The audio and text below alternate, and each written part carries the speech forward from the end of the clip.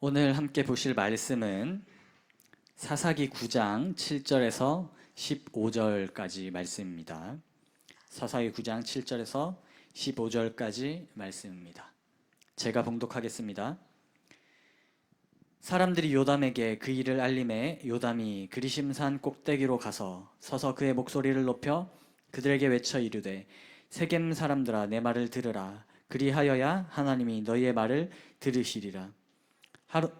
하루는 나무들이 나가서 기름을 부어 자신들 위에 왕으로 삼으려 하여 감람나무에게 이르되 너는 우리 위에 왕이 되라 하매 감람나무가 그들에게 이르되 내가 있는 나의 기름은 하나님과 사람을 영화롭게 하나니 내가 어찌 그것을 버리고 가서 나무들 위에 우쭐 대리려 한지라. 나무들이 또 무화과 나무에게 이르되 너는 와서 우리 위에 왕이 되라 하매 무화과 나무가 그들에게 이르되 나의 단 것과 나의 아름다운 열매를 내가 어찌 버리고 가서 나무들 위에 우쭐 대리려 한지라. 나무들이 또 포도나무에게 이르되 너는 와서 우리 위에 왕이 되라 하매 포도나무가 그들에게 이르되 하나님과 사람을 기쁘게 하는 내 포도주를 내가 어찌 버리고 가서 나무들 위에 우쭐 대리려 한지라. 이에 모든 나무가 가시나무에게 이르되 너는 와서 우리 위에 왕이 되라 하매 가시나무가 나무들에게 이르되 만일 너희가 참으로 내게 기름을 부어 너희 위에 왕으로 삼겠거든 와서 내 그늘에 피하라. 그리하지 아니하면 불이 가시나무에서 나와서 레바논의 백향목을 사를 것이니라 하였느니라. 아멘.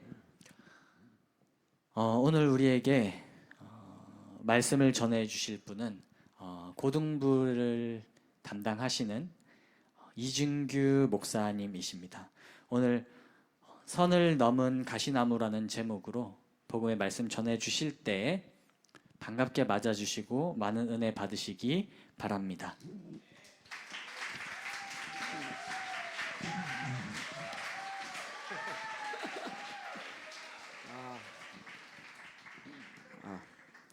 네, 뜨거운 호응 감사합니다. 찬양할 때 아주 뜨거웠어요. 네, 제가 원래 항상 이 복도에서 이 찬양 소리를 듣는데 와서 이렇게 찬양하니까 너무 은혜가 충만합니다. 제가 가끔씩 좀 힘들 때마다 와서 함께 예배할 수 있도록 허락해 주시기 바랍니다. 네, 오늘 말씀 가운데도 큰 은혜가 임할 줄 믿습니다. 네, 지난 시간에 이어서 저희가 아비멜렉 이야기를 나누겠습니다. 안티사스 아비멜렉 지난주 설교 잘 기억나시죠? 네, 아비멜렉이 누구의 아들이죠? 네, 기드온의 아들입니다. 감사합니다. 누구예요? 없나? 예. 네. 기드온의 아들이 70명 이상 있었습니다. 아내도 많았고 또 첩들도 있었어요. 그래서 그 아들들 중에서 이제 권력에 욕심이 많았던 자가 바로 아비멜렉입니다. 근데 아비멜렉은 정실 부인의 아들이 아니어서 그 왕 위를 계승할 수 있는 자격이 안 됐습니다. 소위 말해서 첩의 소생이었죠.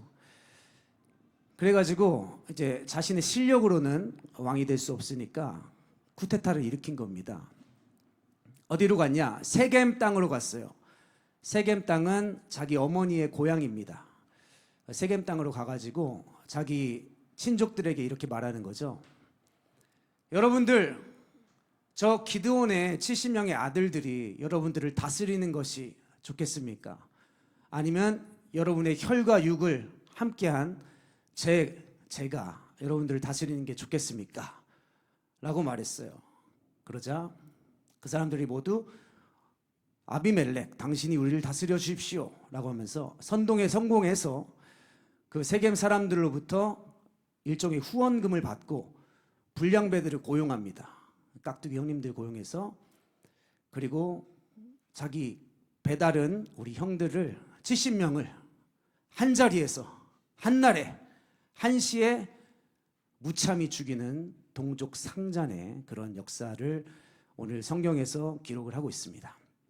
비참하죠. 동서고금을 막론하고 이렇게 왕가에서 자식들이 많은 그런 경우에 이런 피비린내 나는 가정의 그런 싸움들을 우리는 볼 수가 있습니다. 비참한 현실이죠. 자, 그런데 그런 사륙의 현장에서 도망을 나온 자가 있었으니 누구? 요담. 그렇죠. 이쪽에서 자꾸 이제 말을 하고 있어요. 감사해요. 성경을 많이 읽으신. 우리 항상 이렇게 예배 올 때 미리 그 다음 본문을 읽어오는 그런 습관을 들이면 좋습니다. 요담이라는 자가 이제 막내인데 그 사륙의 현장을 피해서 가까스로 도망쳐 나와 지금 세겜 사람들에게 가서 선포를 하고 있는 거예요. 오늘 본문입니다. 그러니까 한마디로 말해서 요담 우화인 거죠. 우리가 이솝 우화 많이 알고 있죠. 제가 딸에게도 이솝 우화를 잘 들려주는데 요담 우화인 거예요. 다시 말해서 세겜 사람들을 향한 저주의 시편인 거죠. 또 하나님의 은혜를 망각하고 살아가는 하나님의 백성들을 향한 선지자적 경고라고도 할 수 있겠습니다. 자, 그 내용인즉 이렇습니다. 나무들이 모여가지고 회의를 한 거예요. 자, 우리 나무들 가운데서 기름을 부어서 왕을 세우자 라고 해가지고 어떤 나무에게 처음으로 갑니까? 첫째로 백향나무. 네. 감람나무인가요? 네. 감람나무 맞아요? 네. 우리 영생 형제님 감사합니다. 네. 감람나무에게 가서 자네가 우리의 왕이 되어야 하겠소 라고 하니까 거절을 합니다. 그 다음에 누구에게 갔어요? 네, 무화과나무에게도 가서 당신이 우리의 왕이 되어줘야겠소 하니까 거절합니다. 그리고 나서 또 포도나무에게 가죠. 포도나무에게도 가니까 세 나무가 모두 한사코 거절을 합니다. 그러자 이제 나무들이 가시나무에게 가서 당신이 우리의 왕이 되어줘야 되겠습니다 라고 했을 때 가시나무가 뻔뻔하게 그렇게 얘기를 합니다. 선을 넘은 가시나무죠. 여러분이 나를 왕으로 세우겠거늘 그렇다면 나의 그늘에 와서 피하라. 그렇지 아니하면은 내게서 불이 나와서 너희를 모두 살을 것이다. 이렇게 말을 합니다. 참 재미있는 우화입니다. 왜냐하면 그 당시에 이 세 개의 나무들은 이스라엘에서 가장 유익한 나무들로 사람들에게 칭송을 받는 그런 나무들이었거든요. 자신의 사명에 충실하며 또 공동체를 세우는 사람들을 가리켜서 이 나무들에게 비유를 하곤 했습니다. 그런데 그 나무를 지키는, 그 나무를 둘러치는 펜스 역할을 하는 울타리로 삼는 제목이 있었으니 가시나무예요. 근데 그 나무들이 거절했어요. 그러니까 가시나무에게 가서 우리의 왕이 되어달라라고 말했을 때 그것을 수락했다라는 내용이 오늘 본문인 것입니다. 요담의 우화에 등장한 감람나무, 무화과나무, 포도나무, 그것에 반해서 가시나무는 실용적인 열매도 없어요. 그리고 가까이 다가면 가시로 찌릅니다. 그리고 불이 붙으면 번져가지고 옆에 있는 나무를 다 태워버리는, 그래서 이스라엘 사람들에게는 아주 해롭고 쓸모없는 나무로 여겨지는 가시나무가 자기가 왕이 되겠다고 나서디 참으로 어처구니 없는 일이 아닐 수가 없습니다. 이것은 오늘날 우리의 현실을 잘 보여주는 것 같아요. 우리의 현실이라기보다 저의 이야기 같습니다. 사람들이 잘한다 그래요. 그러면은 진짜 잘하는 줄 알고 막 기고만장해가지고 하늘 끝까지 올라갑니다. 그리고 뭐래요? 하늘 끝까지 올라가서 하나님 찬양하면 좋은데 내가 갖고 있는 그 기준들에 도달하지 못한 사람들을 어떻게 해요? 판단하죠. 정죄합니다. 그리고 입으로 정말 상처 돋은 그런 가시 같은 말을 내뱉는 저의 모습을 성경에서 지적하고 있는 것 같습니다. 나무라는 것은 원래 태생적으로 방어력을 갖지 않고 태어납니다. 동물들은 방어력을 갖고 태어나죠. 제가 길을 가고 있으면 길고양이들이 있어요. 자기보다 키가 한 10배나 되는 담벼락을 훌쩍 뛰어넘습니다. 엄청난 점프력을 갖고 태어나는 거죠. 그리고 개들은 싸나운 이빨, 또 우렁찬 목소리 이런 걸 가지고 태어납니다. 방어력이죠, 일종의. 그리고 여러분들 아이벡스라는 산양을 아십니까? 아세요 혹시? 모르십니까? 네. 그 동물의 왕국 같은데 안 보셨어요? 옛날에? 네. 그런데 보면은 거의 90도 같이 이렇게 가까스로 이렇게 되어 있는 절벽을 평지같이 올라가는 그런 양이 있습니다.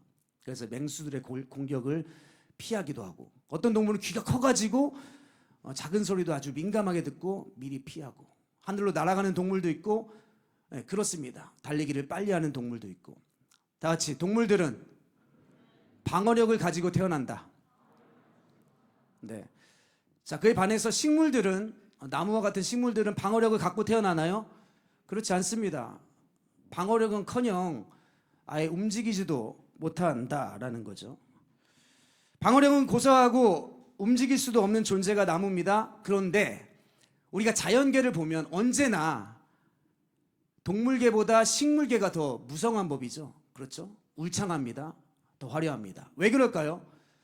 바로 그것은 이 식물들은 동물에 비해 방어 능력은 가지고 있지 않아서 먼저 망해야 되는 것이 합당해 보이는데 더 울창하다. 이유는 간단합니다. 왜냐하면 나무는 자신의 존재 가치 때문에 보호를 받습니다. 자, 옆에 있는 우리 제들에게 한번 얘기해 봅니다. 나무는 시작, 그 다음에 자기의 존재 가치 때문에 보호를 받는다. 시작. 예, 맞습니다. 나무의 존재 가치가 뭘까요? 첫째로 과실이죠, 그렇죠? 여러분들 과일 좋아하세요? 예. 어떤 과일 좋아하세요? 수박 좋아하시는군요. 네. 농협에 가면은 8kg에 25,000원. 네. 저희 집도 과일을 참 잘 먹습니다. 네. 저희 집사람이, 저희 안사람이 얼마 전에 양손 가득히 사과를 가지고 왔어요. 근데 얼마냐 했더니 10,000원이래요. 한 봉지 1+1. 저기 배다리 공원 근처에 가면은 오픈 박스라는 곳이 생겼습니다. 여러분들 아세요? 가보신 적 있으세요? 주부가 아니라서. 네. 엄청나게 저렴한 가격에 아주 싱싱한 과일을 여러분 만나볼 수 있습니다. 저는 오픈박스와 아무 관련이 없습니다. 네. 과일 너무 맛있어요. 나무는 그 과실 때문에 보전을 받는다라는 거죠. 나무를 없애는 것은 모두에게 손해입니다. 왜요?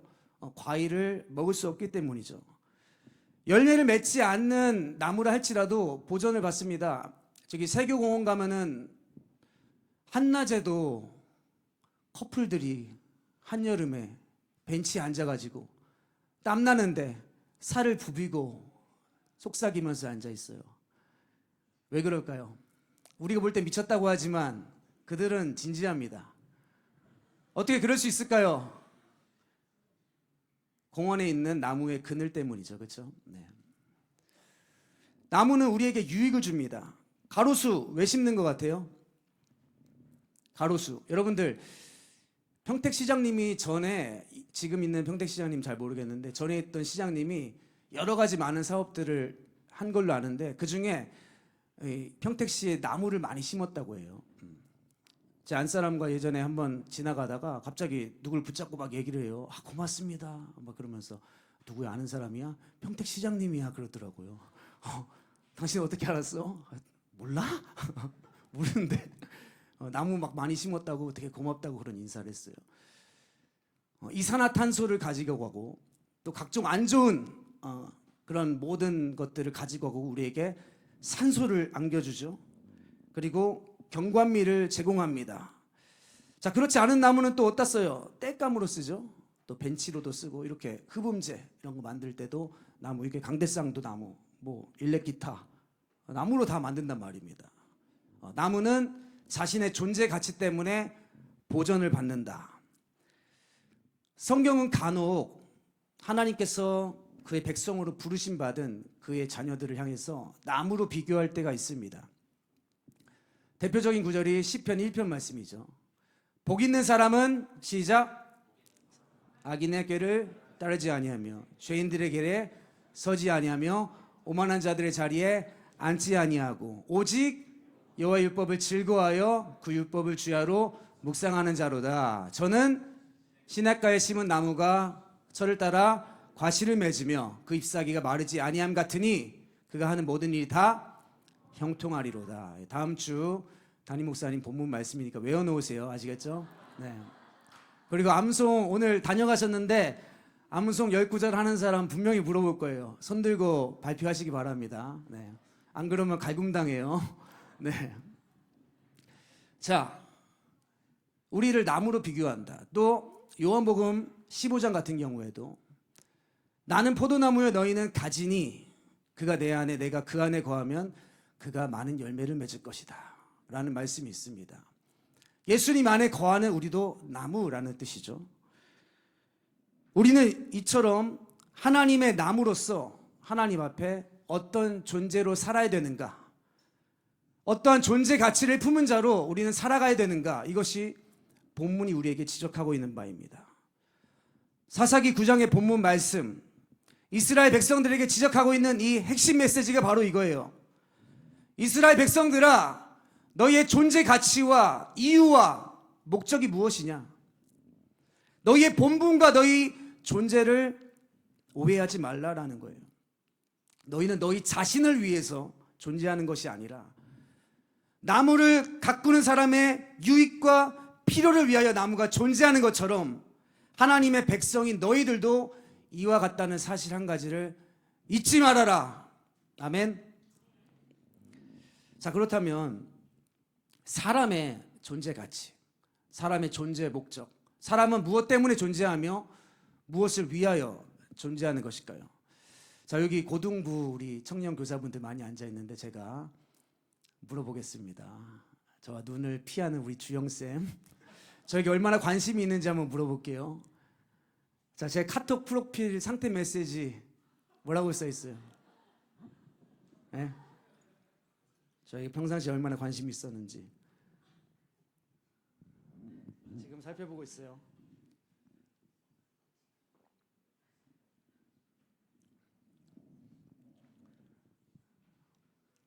나랑 거의 일주일에 한 3-4번 카톡 주고받거든요. 관심이 없는 거지. 자, 뭐라고 써 있어? 라틴어. 네. 아, 박수 한번 쳐주세요. 네.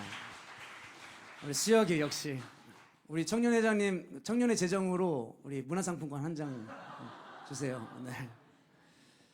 솔리 데오 글로리아. 주영 쌤이 보니까 청년에서 사역을 많이 시켜가지고 좀 피곤한 것 같아요. 아니에요? 저희 고등부 주보 담당자인데 주일날 이 주보를 새벽 2시에 항상 토요일날 새벽 2시에 올려주셔가지고 네. 너무 사역이 많아서 그런 거 아닌가. 사역을 좀 줄여주셨으면 죄송합니다. 네. 다시 솔리 데오 글로리아. 오직 하나님께 영광. 네. 사람의 존재 목적, 사람의 존재 이유는 오직 하나님께 영광입니다. 동의하십니까? 고린도전서 10장 31절에도 너희가 먹든지 마시든지 무엇을 하든지 하나님의 영광을 위하여 하라 라고 기록되어 있어요. 자, 이 말씀을 우리가 오해해서 들으면 우리가 뭐 밥 한 그릇 떠놓고 한 숟갈 먹을 때마다 오 주님 감사합니다. 김치찌개 한 숟갈 떠 마실 때마다 오 할렐루야. 아이스크림 먹을 때마다 주의 이름을 부르는 자. 이렇게 해야 되나? 그러면 저 무당이랑 뭐가 틀리나? 이런 오해를 하게 되죠. 먹든지 마시든지 무엇을 하든지 하나님 영광 위하여 하라 라는 말씀이 무슨 뜻일까요? 그것은 먼저 우리를 바보로 만들겠다라는 그런 말이 아닙니다. 혹은 우리를 막 종교에 심취하게 만들어가지고 종교적인 그 맹목적인 맹신을 가진 그런 사람을 만들겠다라는 것도 아니에요. 우리 어떤 로봇처럼 만들어가지고 하나님과 그런 기계적인 관계로서 예를 들어서 뭐 A라는 것을 딱 집어넣으면은 B라는 것 수치를 딱 내는 산출해내는 그런 관계를 요구하시는 것이 아닙니다. 다 같이 하나님은 우리와 인격적인 관계를 맺기를 원하신다. 부모가 그의 자녀를 통하여 언제 영광을 받는지 보시면 정확히 알 수 있습니다. 언제 부모님은 자녀를 통해 영광 받습니까? 자녀가 그의 가정의 법도를 따라서 가치 있게 또 올바르게 양육받아서 그가 복된 사람으로 성장하는 것을 통해 부모는 영광을 받습니다. 하나님도 마찬가지입니다. 하나님도 그의 백성된 자들에게 요구하는 것은 너희는 누구를 왕으로 삼고 있느냐? 너희는 왕의 자녀답게 살고 있느냐? 너희는 저 세상에서 부름받아 저 세상 사람들이 살아가는 삶의 원리와 방식은 무엇이죠? 자기를 확장하고 자아 가치를 실현하는 것이죠. 그러나 너희는 그러한 부르심을 받지 않았다. 너희는 하나님 나라의 백성으로 부름받았다. 하나님 나라의 가치와 하나님 나라의 귀한 것들을 너의 삶 속에서 실현하는 자들로 부르심을 받았다. 사사기에서 집요하게 우리에게 묻고 있는 것이 바로 이것입니다. 다시 너희는 누구를 왕으로 삼느냐? 하나님께서 한 인생 속에서 가장 영광을 받으시는 것을 성경에 기록해 놓은 것이 있는데 그것이 바로 빌립보서 2장 5절로 11절까지의 내용입니다. 우리 한번 여러분 다 암송하시겠지만 앞에 있는 스크린 한번 참고해서 같이 읽어보겠습니다. 시작. 너희 안에 이 마음을 품으라.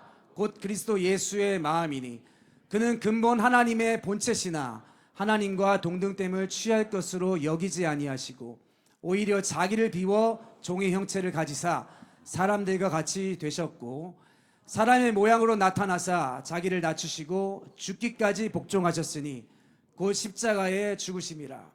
이름으로 하나님이 그를 지극히 높여 모든 이름 위에 뛰어난 이름을 주사 하늘에 있는 자들과 땅에 있는 자들과 땅 아래에 있는 자들로 모든 무릎을 예수의 이름에 꿇게 하시고 모든 입으로 예수 그리스도를 주라 시인하여 하나님 아버지께 영광을 돌리게 하셨느니라. 아멘.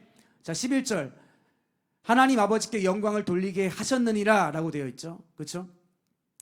예수 그리스도께서 행하신 그 사역으로 말미암아 하나님이 영광 받으셨다라고 기록되어 있는 거예요.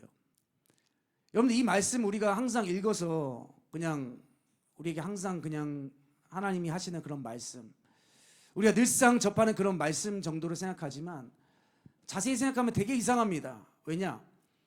하나님이 영광을 받으시는 방식에 대해서 그의 아들이 십자가에 못 박아 죽는 방식으로 하나님이 영광 받으신다라고 말하고 있기 때문에 그렇습니다. 이상하지 않습니까? 하나님 왜 이러한 방식으로 영광을 받으시지? 우리는 이렇게 생각하잖아요. 우리는 조금 더 높은 지위로 올라가서 이 세상 사람들보다 보란듯이 위대한 일들을 많이 해내고 시상식 같은 데 가서 보면은 그렇지 않습니까? 어떤 유명한 재능한 그런 탤런트를 갖고 있는 사람들이 많은 어떤 작품들에서 우수한 성적을 내고 시상식에 올라가 여러 가지 멘트를 하기 앞서 뭐라고 합니까? 이 모든 것들을 하나님께 영광 올려드립니다. 형제님 훌륭하십니다. 네. 이럴 때 우리는 맞아, 나도 많은 사람들 앞에서 많은 가치를 입증함으로 내가 얼마나 훌륭한 사람인지를 드러내서 하나님께 영광 돌린다 말해야지, 이런 마음을 품는단 말입니다. 그렇죠? 우리는 언제나 위대한 일들을 많이 해야 하나님 영광 받으실 수 있을 거라 생각을 하죠. 나무로 치자면 큰 나무가 돼야 돼요. 굵은 가지가 돼야 됩니다. 또 꽃도 많이 피워야 우리는 하나님이 영광 받으실 수 있을 거라 생각해요. 하지만 하나님은 그렇지 않다라는 거예요. 더 큰 나무가 아름다운 열매를 맺는 것 아닙니다. 오히려 아름다운 열매, 맛있는 과실을 맺는 나무는 가지들이 무성하지 않는 법이에요. 왜 그럴까요? 농부가 다 가지 쳐주기 때문이죠. 꽃도 많이 피지 않습니다. 꽃 많이 피면 열매가 많이 열리잖아요. 그럼 많이 열매가 열리면은 열매가 다 작아져요. 관리되지 않는 과수원에 가보신 적이 있으십니까? 탁구공만한 배를 보신 적 있으세요? 계란만한 수박을 보신 적 있습니까? 관리해주지 않으면 그렇게 돼요. 하나님께서는 여러분의 삶 속에 여러분이 생각하는 것보다 하나님이 보실 때 더 좋은 환경으로 여러분들을 인도하셔서 하나님이 여러분 삶 속에 여러분들에게 좋은 열매를 맺을 수 있도록 인도하고 계십니다. 하나님 여러분 삶 속에 간섭하고 계시는 것을 믿으시기 바랍니다. 아멘. 왜? 하나님은 농부이시기 때문에. 하나님께서 나무된 우리를 통해 가장 영광 받으실 때는 바로 우리의 삶을 통해서 성령의 열매를 맺어갈 때입니다. 하나님이 언제 우리의 삶 속에서 영광 받으신다고요? 성령의 열매를 맺을 때. 인정되십니까? 큰 나무가 되는 게 아니에요. 알겠죠? 그렇게 생각하잖아요, 우리는. 화려한 꽃을 피울 때, 그게 아니라 성령의 열매를 맺었대. 오늘 너희는 이 마음을 품으라라고 기록되어 있죠. 예수 그리스도의 마음입니다. 그러고 나서 예수 그리스도의 사역에 대해서 소개하고 있습니다. 십자가 지신 사역. 우리가 이 길을 걸어갈 때, 그래서 예수님과 동일한 인격을 내 삶 속에서 드러낼 때 하나님 영광 받으신다라는 거죠. 자, 성령의 열매는 어떤 것이 있을까요? 성경을 통틀어서 성령의 열매는 이런 것들이 있습니다. 다 같이 인내, 겸손, 사랑, 온유, 희생, 절제. 자, 옆 사람들에게 얘기해 보세요. 시작. 성령의 열매는 이런 것들이 있다. 인내. 시작. 계속. 네. 아, 예, 감사합니다. 역시 똑똑하시네요. 제가 이렇게 시킬 때는 몇 분들이 졸고 있을 때 이런 얘기를 하는 거예요. 네. 자, 인내. 우리가 인내란 열매를 언제 맺을 수 있을까요? 인내할 수 없는 조건 속에서 우린 인내를 맺을 수 없습니다. 인내란 누구든지 집어치우고 튕겨 나가고 싶은 그런 환경 가운데 그 상황 속에 앉아 있는 거예요. 이를테면은 괄시받는 상황, 그죠? 멸시받는 상황. 직장에서 그런 경험들 우리가 할 때가 있지 않습니까? 하나님이 어떤 열매를 우리 삶 속에 맺도록 하기 위하여 허락한 환경이다. 인내. 믿으십니까? 네, 싫으시죠? 그런 열매 맺기, 그렇죠? 네, 저도 싫어요. 겸손이라는 것은 마땅히 질 자가 자기의 열등한 것을 감수하고 있는 것을 말하지 않습니다. 그것을 주제 파악이라고 하죠. 예를 들어서 말씀드리겠습니다. 누가 김성민 목사님이랑 저랑 비교하는 거예요. 아, 김성민 목사님 그렇게 키도 크고 사교성도 좋은데 넌 왜 그러냐? 너 키도 작고. 저는 극아이거든요. 전 사교성이 없어요. 전 누가 다가오면 이제 기도합니다. 주여, 오늘도 무사히. 전 들어주는 건 잘해요. 근데 가가지고 막 먼저 살갑게 말하는 거 잘 못한단 말입니다. 그렇게 말할 때 저는 막 골래고 그러지 않아요. 맞다. 난 이렇게 태어났다. 그것을 가지고 겸손이라고 하지 않습니다. 누가 우리 이창대 전도사님과 저를 비교합니다. 야, 이창대 전도사님 저렇게 눈도 크고 머리숱도 많고 하는데 넌 뭐냐? 동의하시는군요. 네. 전 그걸로 자존심 상할 필요도 없어요. 맞다. 저번에 우리 중등부 체육대회 끝나고 나서 전도사님 이렇게 런닝은 아니고 그 뭐라고 하죠? 흰색 티셔츠 하나 입고 딱 들어오는데 저 서태웅인 줄 알았어. 서태웅 몰라요? 아, 서태웅 모르시는군요. 슬램덩크. 네. 저는 그거에 대해서 뭐 자존심 상한다든지 그러지 않습니다. 저는 주제 파악이 되거든요. 네. 겸손이란 것은 상대방보다 못하지 않고 나은데도 불구하고 그 깝죽거리는 그 상대방을 향해서 온화한 얼굴을 하고 있는 것을 겸손이라고 하죠. 요즘 경제가 많이 어렵다고 합니다. 경제에 대해서 가장 잘하는 사람들이 누구겠어요? 경제학을 전공하고 또 경제 그 분야에서 일선에서 일하고 있는 사람들 아니겠습니까? 근데 저 같은 사람이 가가지고 막 나라가 말이야 막 이렇고 저렇고 말이야 경제가 말이야 막 회복되려면 얼마나 그냥 같지 않겠어요, 그죠? 그에 대해서 알지도 못하는데. 근데 그런 소리 여러분들 주위에서 막 그런 말 하면은 우리는 듣고 있습니다. 그냥 그 말 같지도 않은 소리, 내가 잘 아는 분야임에도 불구하고 나한테 와서 막 훈계하고 가르치는 사람들의 말을 우리는 듣고 있어요. 그리고 온화한 표정하죠. 그 깝죽거리는 것 면전에서 보면서. 왜요? 다 같이 하나님께서 겸손의 열매를 맺을 수 있도록 나를 인도하고 계신다. 아멘. 여러분들 예수님보다 더 큰 권세를 가지고 더 주인 되시고 더 모든 것을 주장할 수 있는 분이 이 세상에 계시겠습니까? 없습니다. 그러나 예수님은 그 길로 가지 않으셨죠.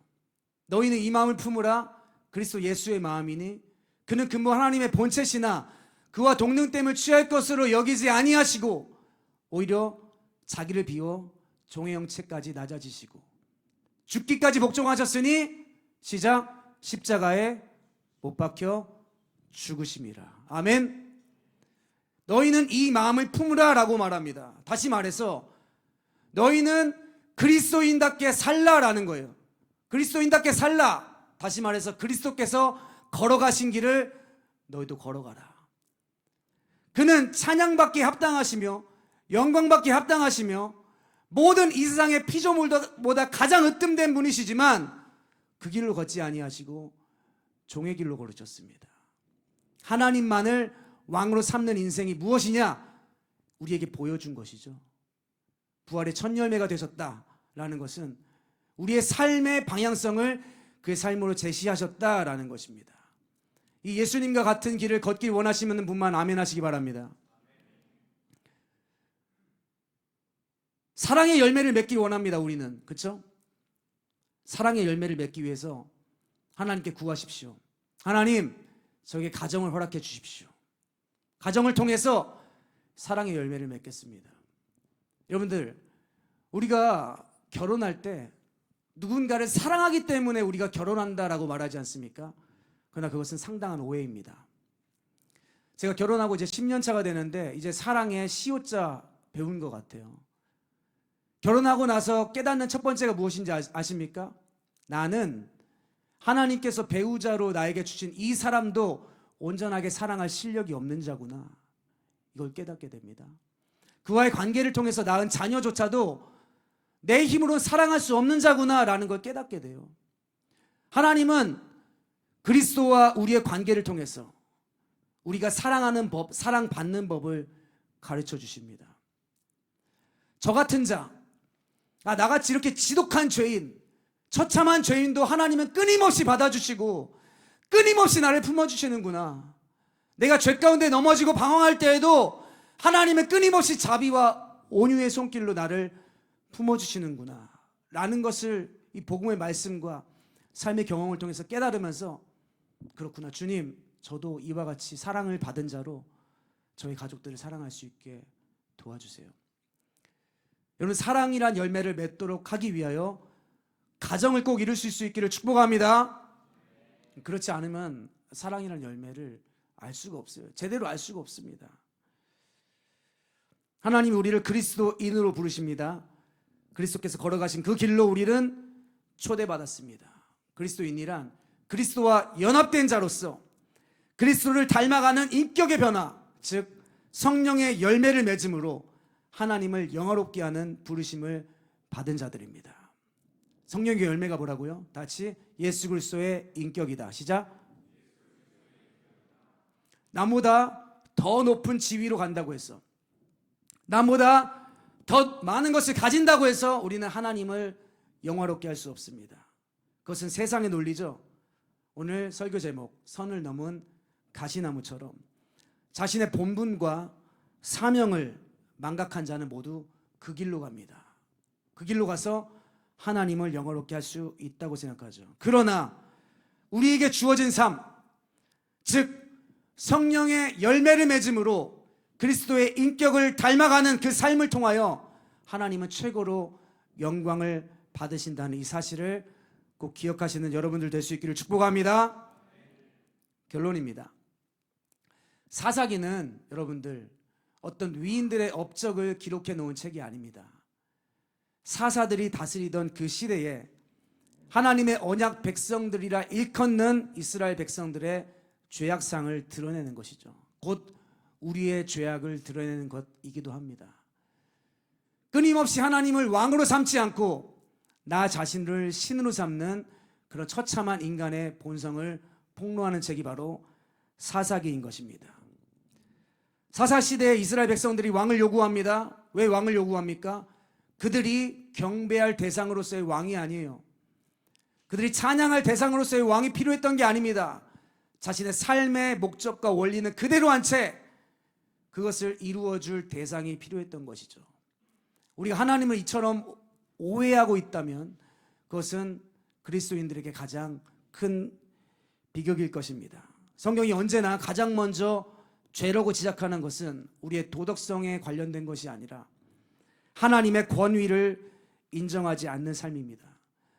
하나님의 권위를 인정하며 그분이 원하시는 삶, 즉 예수 그리스도를 본받아 자기를 부인하고 자신의 삶 속에서 아름다운 성령의 열매, 곧 그리스도의 인격을 여러분 삶 속에서 드러낼 수 있는 저와 여러분 될 수 있기를 축복합니다. 주님 그러한 인생으로 부르셨습니다. 하나님께서 부르신 인생 속에서 성령의 열매를 풍성하게 맺으며 하나님께 영광 올려드릴 수 있기를 바랍니다. 그 메시지가 이제 목요일부터 시작되는 수련회에서 선포가 될 거예요. 기대하십니까? 네. 하나님으로 왕으로 삼는 것이 무엇이냐? 수련회 모두 참석하시기 바랍니다. 수련회 참석하시는 분만 손 한번 들어주십시오. 네. 자, 안 참석하시는 분들도 있는 것 같은데, 자, 마지막으로 권면합니다. 수련회 모두 다 참석할 수 있길 바랍니다. 하나님이 예비하신 크신 은혜가 기다리고 있어요. 오늘 말씀을 새롭게 할 것입니다.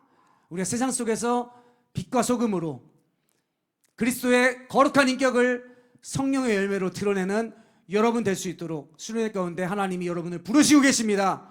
사모하는 마음으로 기도하며 준비할 수 있기를 바랍니다. 우리 함께 찬양하며 기도로 나아가겠습니다. 우리 예수 우리 왕이여 함께 찬양 부르겠습니다.